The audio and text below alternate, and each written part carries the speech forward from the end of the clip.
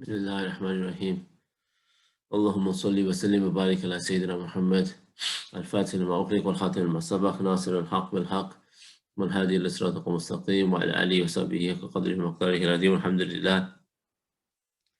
Okay, so we're on page 39 of the book for those who are following, and the last lesson we were speaking about commitment and dedication to the Quran and being people that serve this message, the message of Islam, which means people who implement the Quran, people who practice the Quran in their lives, and also people who go out and spread this message of the Quran to others. They spread the message of the Quran in the best way that they can, the most appropriate way. And alongside that, of course, the Quran cannot be separated from the one who was sent with the Quran, sallallahu alaihi wasallam. So the importance of showing his example to the world and showing his way to the world alongside the Quran. So today now he's talking اتصال السند الدعوة. وقال رضي الله عنه ونفعنا به الدعوة ما يقوم بها إلا من دعي إذا دعي قام وإذا قام دعا وإذا دعا قام واعتلى له المقام هكذا فهو مدعو إليه ومدعو به وموفق إلى معاني أخرى ثم تنطوي في بعضها البعض في الداعي الأول وهو أيضا أول مدعوا وَلَمْ يُدْعَى كَيْفَ يَدْعُو. So now he starts with the title of the section is اتصال سند الدعوة. He's talking about having chains of transmission, yeah, having chains and having a sanad, what we call like a like an unbroken chain of transmission in da'wah. And this is one of the unique aspects of Islam. The Islamic civilization is based upon chains of transmission. It's based upon idhn, having permission, yeah, being given, like ijaz, like being given permission, yeah, to do things. And from this, no doubt, flows immense barakah. One of the early imams, Abdullah ibn Mubarak, one of the early imams from the Salaf, he said that if it wasn't for the sanad, then anybody would say whatever they wanted to say. Yeah, there'd be no way of checking anything, no way of verifying, no way of really seeing what is and isn't knowledge. And we see this in places where, like for example, you look now in the Western world, how much historical inaccuracies in our books. How many things do we read in our books that just aren't actually accurate or haven't been properly researched or checked? It's a very lax system. There's no way of verifying if something is or isn't true. I recommend people read it. There's a book by Sheikh Ramadan al-Bouti. It's been translated to English, actually. It's called The Universal Sureties in English, The Universal Sureties. And the opening or chapter, or one of the opening parts of that book, it looks at a really amazing topic. And the way he presents it is, mashallah, I haven't personally come across anything anywhere near as good as that on that topic, which is the topic of epistemology. He looks at how is it that we know knowledge, like for example, as historians or people who are looking at history, how do we know that this actually took place? How do we know this was actually spoken about or wasn't spoken about? So he talks about the Islamic approach. He says he's going to look at the Islamic approach and the Western approach. He said when he looks at the Western approach, there is no approach. There's nothing he could find. Yeah, there's no system. And then he talks about the Islamic system of how we know the amount of detail we go to make sure something is accurate historically. And there's an unbroken chain. And the rijal, the people in that chain are all sound and honest and good people with strong memories and good intelligence and understanding. Yeah, all these things to make sure we get accurate information. So the sanad is absolutely essential. And with da'wah, it's the same, because the manba', the spring of all da'wah is the Prophet ﷺ. He is the only true caller to God. There's nobody else who is a caller to God in reality other than him, ﷺ. So every other caller must take permission from the Prophet ﷺ. They must take permission from him, either directly or indirectly. Yeah, so we either take it directly, like the Sahaba did, they took it directly from the Prophet ﷺ, or we take it through somebody who took it from somebody we took it from somebody all the way back. Yeah, those are the options for us to become real in our da'wah. Now, obviously, there's a general da'wah. Like you mentioned, it's obligatory for us to explain the message of Islam to people on a general. That doesn't require idhn. But when you start talking about more specific individuals, then da'wah requires idhn. It requires that we take permission. Yeah, that we take permission from people. Okay, so he's saying here, therefore, that we have yeah, we need to be people who essentially have called themselves first. Yeah. In other words, if we don't have something, we can't pass it on. That's the simple principle of life. If you don't have something, you can't give it to others. Yeah. So you yourself have to become a person of closeness to Allah. You yourself have to become a person of the Quran, of dhikr, of knowledge. You have to yourself become a person of reflection. You yourself have to become a person of serving your family, of serving your community, your neighborhood, the weak and oppressed within your society. You have to become a person that stands up for the truth before you tell other people to stand for the truth, before you tell other people to change their lives, before you tell other people to worship better, to serve people around them better, to take on all of these virtuous character traits and to become upward people, become people of spirituality. Before you can do all of that, you yourself need to become it. And then, inshallah, you see this. Yeah, so this is what we have. He's talking here about this, the importance of this connection. Then he goes on, it's an interesting section. The next one is Mafhumul Eid.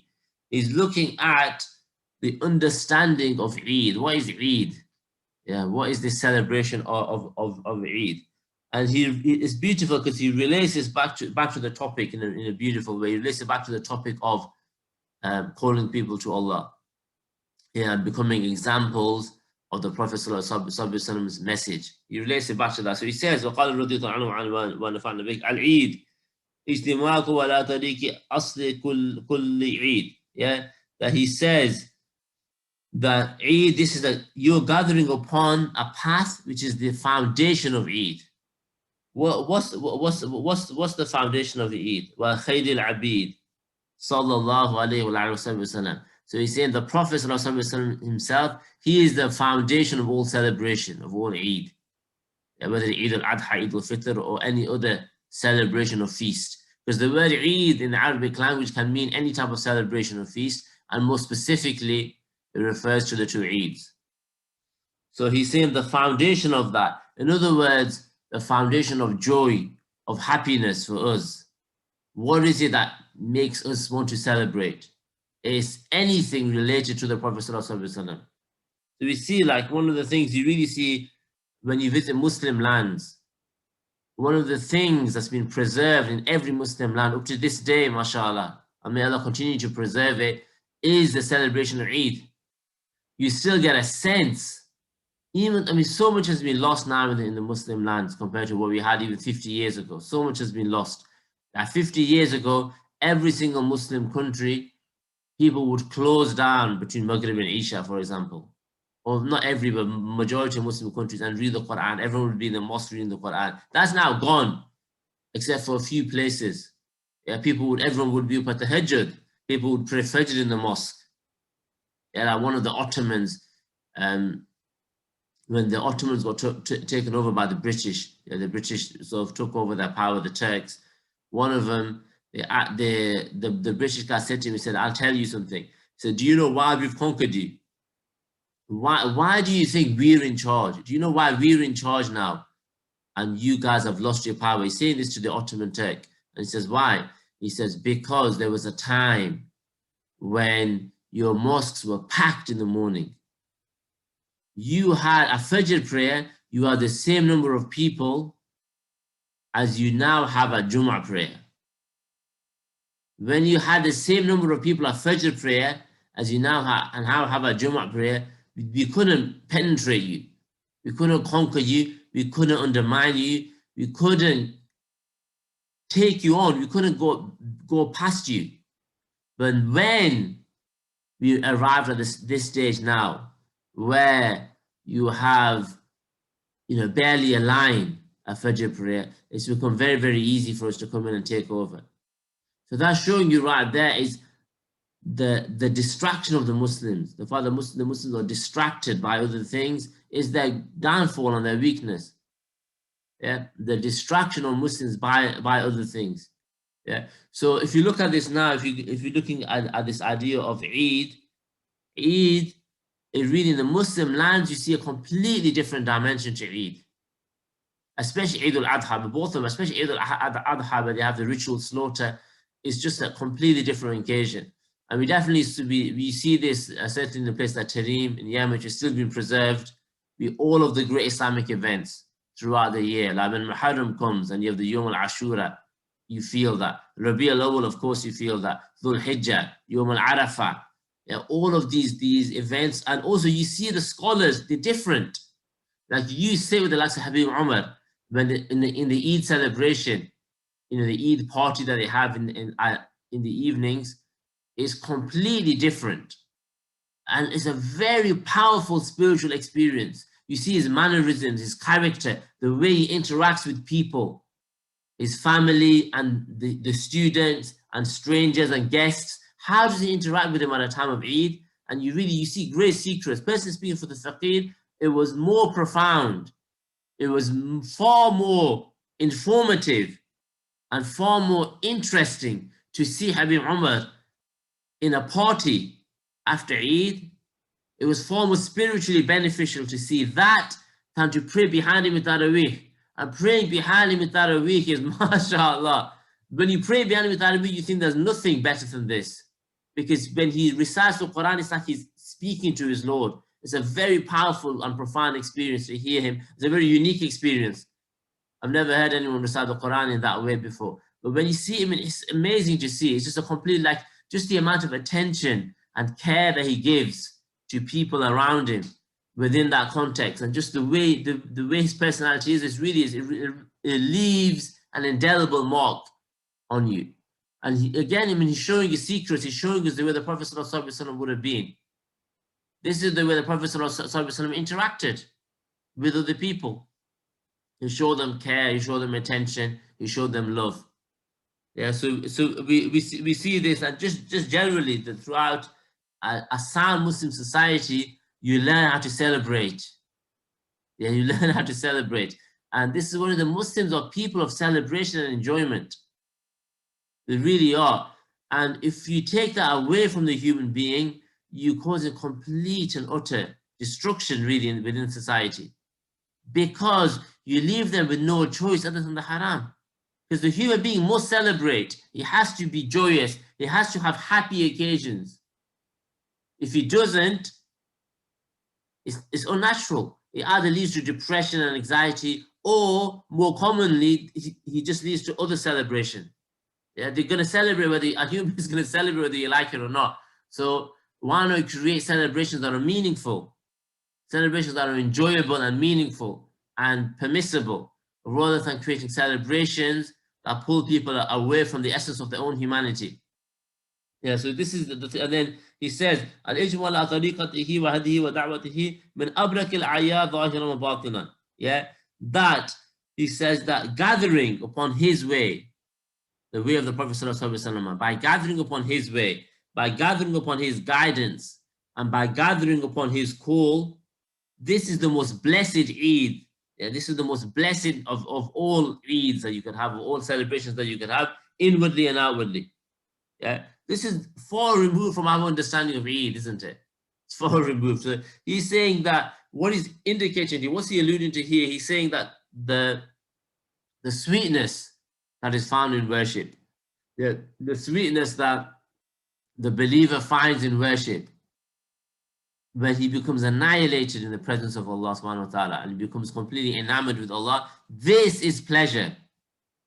And this pleasure is greater than any other pleasure. So to be upon his guidance and to be upon the way of the Prophet ﷺ is joy and happiness. Because you recognize because of that, you've been able to become, you've been able to attain the most joyous and happy moments, which is when you're able to stand before Allah and communicate with Him. Yeah. So this way is is only made possible through the Prophet ﷺ. So therefore we have joy. حَيْثُمَا وُجِدَ هَمُّهُ فِي الْقَلْبِ. Yeah. فَبَشِّرْ صَاحِبَهُ بِالْعِيدِ وَالْمَزِيدِ. Yeah. He's saying when your heart is concerned with what the Prophet ﷺ was concerned with, when your concern is the same as the Prophet ﷺ concerned, then that's a cause for celebration. That's a cause for happiness, for joy. Yeah. So he says, congratulate the person who has that. Congratulate him.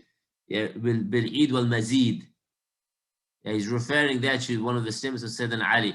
Sayyidina Ali said, every day of my life where there's Mazid, every day of my life where there's an increase is a day of Eid. Yeah. Any day when I increase and I get closer to Allah, this is Eid for me. This is what was his definition of Eid. Then he says, فبشر صاحب العيد وحيثما فقدت همومه وأفكاره من القلوب فبشر صاحب بالخيبة. And as for the person whose thoughts and concerns are different to the Prophet ﷺ's concerns, yeah, the ones whose thoughts and concerns are different, then he is somebody of loss. Yeah, whether he perceives it or not, yeah, whether we understand or not, if our concern, if our thoughts, and if our understandings are different to the Prophet ﷺ, we have lost. Yeah, we have lost and we have missed out a great portion of good. Whether we realize it or not, whether we know it or not, it doesn't really matter. Now, this is the reality. This is the absolute reality. Yeah. لأنه صلى الله عليه وآله وسلم أسوة الله الذي جعله الله سبحانه وتعالى أسوة لخلقه. Yeah. Why? Because the Prophet ﷺ, he is the exemplar, he is the example that Allah has given to human beings to follow. This is so important for us to understand as Muslims. That inshallah, if all we understand from these classes is this point, then mashallah, that the Prophet ﷺ, he is the example to imitate, the example to copy, the example to emulate in every single aspect of our lives. Sallallahu Alaihi Wasallam. Because we have to understand human psychology. What is the human being? The human being copies others. He imitates, whether we like it or not. That's just the way we are. Allah has created us. He has placed within us a fitrah, a natural way. Yeah, that naturally we are going to copy other people. You're going to do it. First and foremost, it begins with your parents, your mannerisms, and then it goes out to your friends. Then it goes to your wider society. You are going to copy people, whether you like it or not. So when you're a young child, you copy your friends. When you go beyond into the teenage years, you start to copy society around you, trends, yeah, people, figures, role models you look up to. Yeah, this is going to happen regardless of how hard we try to not do that. It's going to happen. So therefore, why not follow the best? Why not follow perfection, beauty, absolute, unadulterated beauty and purity? Why not follow that? Why not follow the one who has taught us how to do every single action in absolute perfection? And follow him out of love, follow him out of desire, follow him out of yearning. That's the point of the following. Yeah, so because you are going to imitate, so following and see what happens. Start to follow the Prophet ﷺ and see how high you rise. Because this is what they say: if our potential is to be fulfilled, yeah. Imagine all I did was, okay, this is as good as I can get. I'm going to try my best. How far am I going to get by trying my best? Yeah, I'll get somewhere, mashallah. But what if I say, no, forget about my best. I'm going to follow the best. I'm going to follow him. Think about how high you can rise as a human being if you start to follow him. So I'm not going to follow what I think is the best. I'm going to follow the best. I'm going to eat the way he eats. I'm going to walk the way he walks. I'm going to sleep the way he sleeps. I'm going to drink the way he drinks. I'm going to talk the way he talks. I'm going to act the way he acts. I'm going to live the way he lives, and I'm going to die the way he died. that kind of reality, see what human potential can be, see what kind of a person you can become. It's profound what can happen to a human being, because we've seen it with 160,000 people called the Sahaba, the companions, who did that. And look at what they did to the world. Look at how they transformed themselves, and look at how they transformed the world. Going from the lowest of the low, people, absolute lowest, people who would bury their daughters alive, people who would fight and kill over nothing. And they would kill again and again. They would get into feuds that would last 100 years sometimes. When one tribe is killing another tribe and then they're taking revenge, there's never any cycles of violence. People had no respect for women, who were people who were addicted to intoxicants, way beyond anything we can even imagine. Yeah, there were people who dealt in interest, usury, people who had no system of law, people who would oppress anybody who came in, they would just steal and take their wealth. There had no fairness, no sense of balance, equality, justice, nothing within that society. And they would worship stones. They would put their heads down and bow down before like idols, stones. This is what they were. Like Sayyidina Umar, he says once, he says that when we were, in Jahiliyyah before Islam, he said we would make an idol out of dates. He said we would worship the idol, then we would eat it.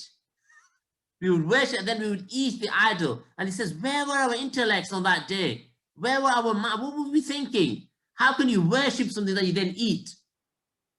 How can you worship something which you make? How can you worship something with just an idea in your head, or just your passions, which is where we've arrived at now in this postmodern world of apparent progress, that we literally just worship an idea, or we worship our own whims and fancies and desires.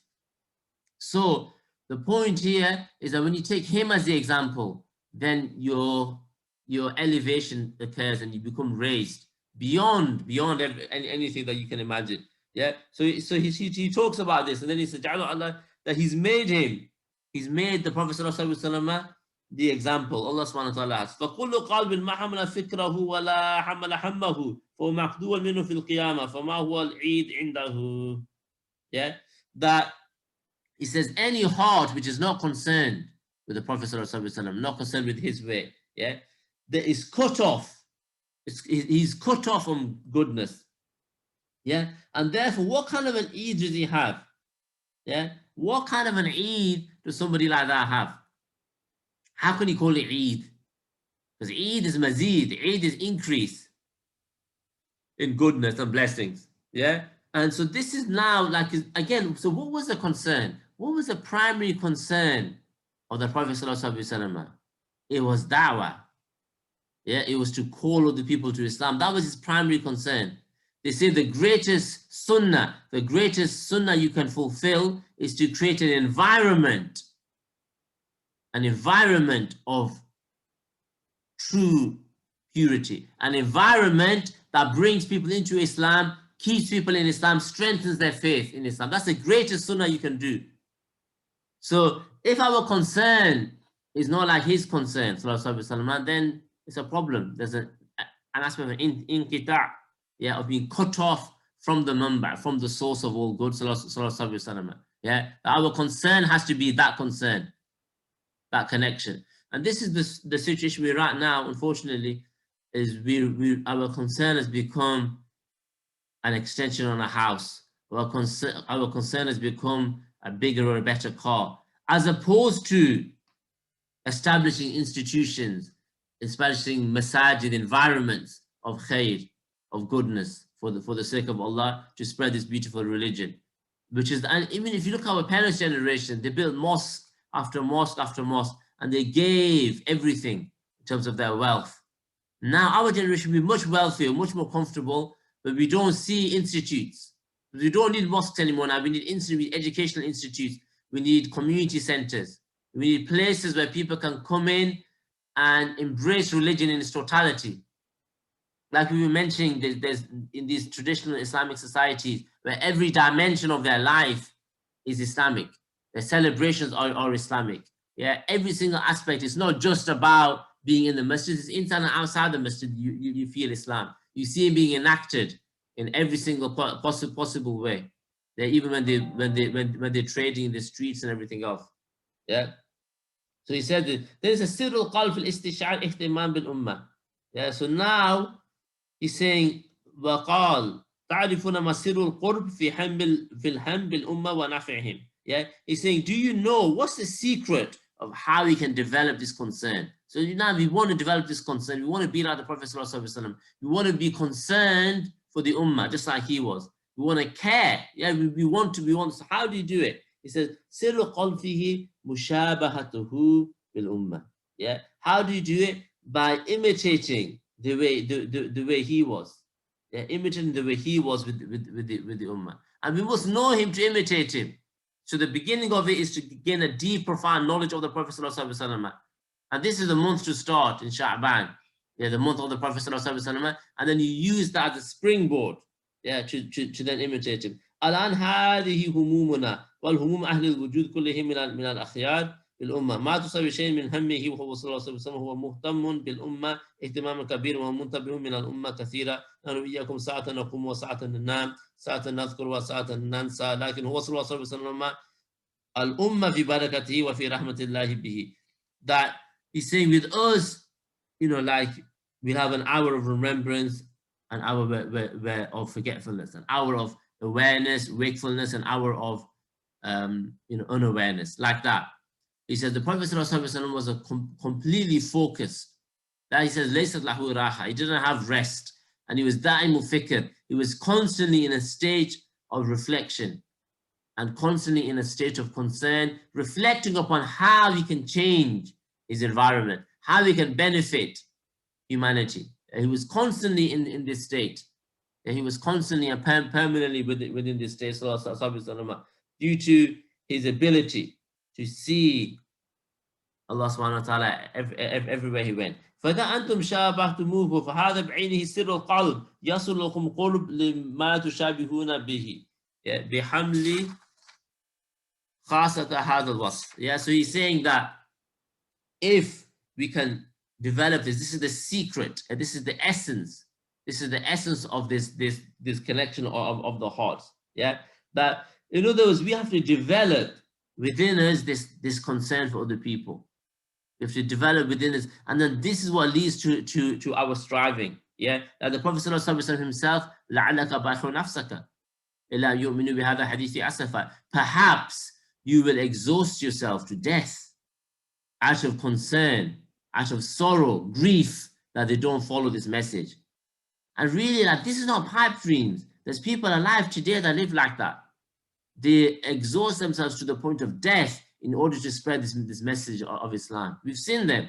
The likes of Habib Ali al-Jifri. The talk about Habib Ali al-Jifri, they said that once he was on a tour, and his driver, he left him at his hotel door like this, like his hotel door to just about to enter.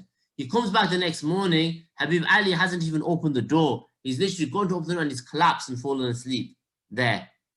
So he goes back like a few hours later to pick him up and he's just there.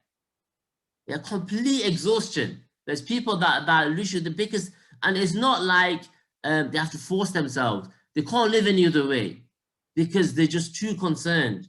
They're saying, how can I sleep when there's Muslims out there that are losing their iman? There's Muslims out there that are far from it, they're not praying. There's Muslims out there that are being attacked and killed. How can I sleep when I should be praying for them? When I should be striving and working to change that situation, to change the world around me? How can I just nod off? Yeah, and this is just a national concern. We saw when we were in Fez, we saw with Habib Adil, like there was a meeting with Habib Umar quite late on in the hotel room, and he's speaking, leaning on his stick, and he's falling asleep as he speaks. Yeah, so again, they really go to that absolute limit in order to spread this beautiful message.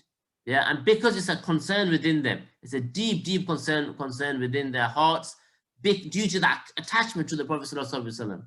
So we have to develop that. How do you develop that? Through first and foremost knowing about the Prophet ﷺ. You know about him and you love him. Once you love him, then you're naturally going to have that drive and that determination. You're not going to be able to live any other type of life. Yeah, inshallah. So this is the process, and we can certainly in Sha'ban, there's no better time to begin that process than Sha'ban. Inshallah, I think there's some questions here. We'll have a look. Okay, there's a question. Assalamu alaikum. You made a valid point. How can we revive this again for Eid, especially in the older mosques where the community members are just stuck in their ways? We need to be creative, innovative, and really promote these general occasions. Otherwise, our young generation will be lost. What tips do you suggest for both men and women? Excellent question. Saying how can we celebrate Eid the way it should be celebrated? I mean, it's very contextual. You know, it depends on your own community. It really does. So I mean, everybody's different. I mean, the Eid that's celebrated at the moment is like the way it's celebrated at the moment generally is the way that our generation celebrated it. That's the reality. Just like the mosques that we have at the moment are the mosques that serve the older generation. And we have to, I mean, this is one of the things that our teacher, he said that when we build a mosque, for example, are we going to build a mosque that completely 100% serves the elders? No. Our concern is to serve our own generation, just like theirs was. Now, the point is to move beyond that and to have a celebration that encompasses all. Yeah, so it needs to be, I mean, it depends on your own context and where you are. Now, for example, the context that I live in here in a small town here is very different to the context, for example, of a city.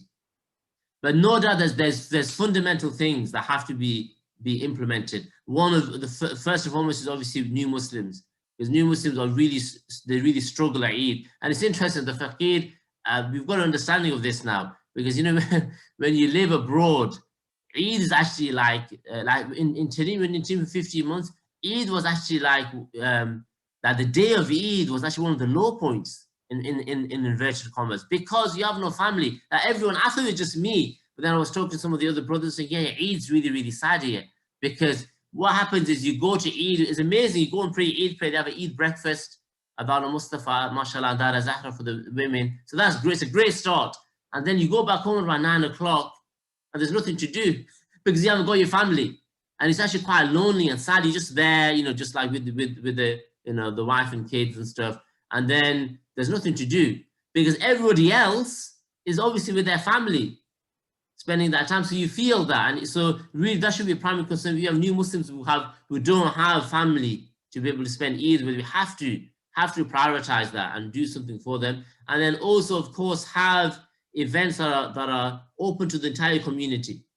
It's a great opportunity to reach out to non-Muslims. And it's also a great opportunity to show diversity within Islam, even for Muslims to see diversity and difference and beauty. Yeah, so we have that. And then thirdly, we make sure that obviously the happy occasions, people have got a celebration you know, needs happiness. Yeah, it needs joyousness. And we ourselves should be upbeat and we should try to impart that positivity onto others, inshallah. So, you know, I mean, it's a very much a contextual discussion, I think.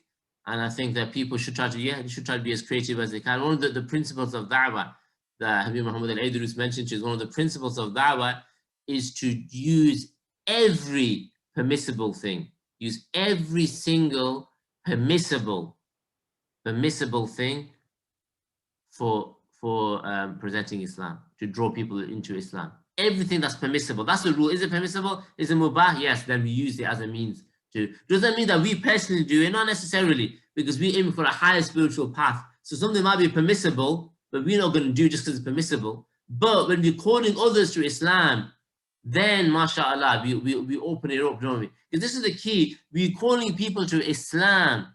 We're not calling them to irfan. Irfan is at the highest levels of spirituality. We're not calling people to that. We're calling people to Islam. And then hopefully they develop to that. But if you're going to go straight in with the kill, you know, like you've got to be, it's not like that. Yeah. So you've got to call people to Islam, which is what's just the 5 pillars. And even those 5 pillars are brought into people's lives steadily. Yeah, they're brought into people's lives. You believe, and then the prayer. It's all about the prayer. Forget about everything else. Get the prayer established slowly but surely. And then it's a Ramadan, like that. You know, it's a steady, ongoing process. Yeah. So, and celebrations play a key role in that. They really do play a key role in showing the balance of the human being, and showing the importance of having fun. Yeah, and being able to relax and being able to express those sides. Also, creativity. Like the creativity, the impulse of creativity is really lacking within large parts of the Muslim world. There was a conference recently on Islamic creativity that was organized. I think it was Abu Dhabi. That was interesting. Some very interesting points about the importance, and that can come through. Artistic celebrations, creative. So this can all come through in an Eid party or in an Eid celebration. And it should be like that. We should be celebrating achievements as well within our community. Yeah, like these kind of things, like you celebrate the heroes within your community. You recognize and you honor them on that day. And these types of assets, these are all things that can be done. Of course, it's time for the family. So we have things that bring the family together. And, inshallah ta'ala, we ask Allah for tawfiq to be able to revive this beauty. Because Eid is one of the fundamental, it's like, the Jummah khutbah. Eid is one of the sha'air of the deen. It's one of the great emblems of the deen, of the religion. It's one of the great symbols of Islam is Eid. So an Eid that doesn't have what it should have is a big aib, it's a big deficiency. Just like the Jummah khutbah, if it's not relevant, if it's not engaging people, it's a big deficiency, isn't it? So it's the same with Eid, inshallah. So we hope that we can revive these practices, inshallah. Is there any other questions?